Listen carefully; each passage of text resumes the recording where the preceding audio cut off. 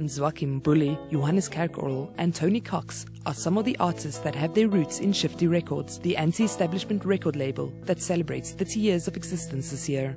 There are too many people who happily embrace Madiba's legacy of racial reconciliation, but passionately resist even modest reforms. But before 1994, it wasn't an easy feat for music lovers to hear these musicians on the radio airwaves. In fact, it was impossible. Justice Mzwakhe, manager of SABC's record library, explains the stringent process that long play, otherwise known as LP vinyl records, had to go through before hitting the airwaves. One of the librarian will go through all those LPs that we received on that particular day. Then after that, they will listen to each and every track to see if the lyrics are clean.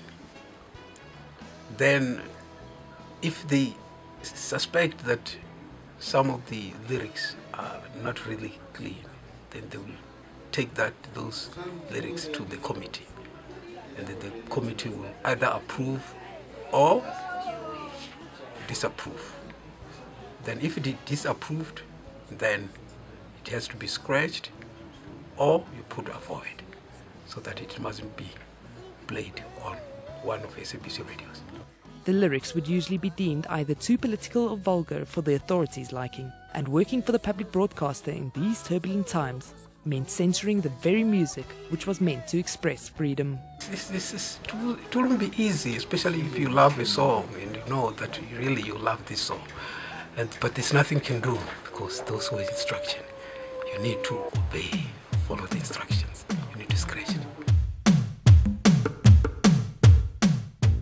One of the founders of Shifty Records, Lloyd Ross, explains that ironically the only friends Shifty Records really had at the time were the print media. The problem was back then, radio didn't play us. There was television didn't matter because of the lyrics. There were very few venues in the country, so it was very, very difficult for the artists, but they still actually just kept on soldiering on, making the music that they had to make because that's what was inside them. Shifty and the South African Archives, or SAHA, now want to educate a whole new generation about what they proudly call sedacious sounds, and are embarking on Shifty September. After 1994, under the new government, the SABC record library was finally free from the clutches of senseless censoring. Everything was just like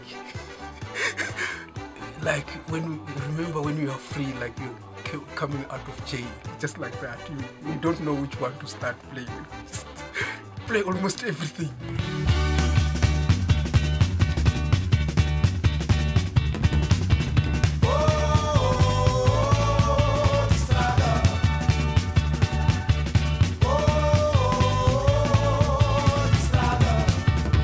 For SABC News in Johannesburg, I'm Nina Oosthuizen.